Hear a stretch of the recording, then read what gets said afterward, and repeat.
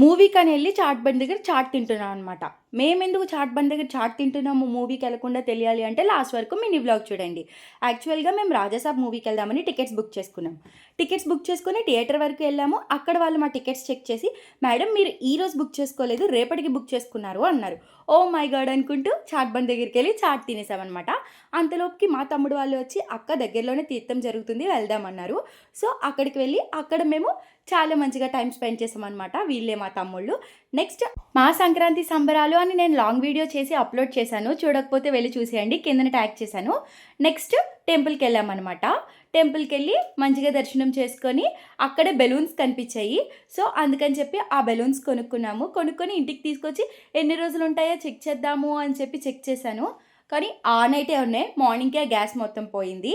Okay guys, subscribe చేసుకోవడం మర్చిపోకండి. Subscribe చేసుకోండి. ఇవిగోండి అవే బెలూన్స్.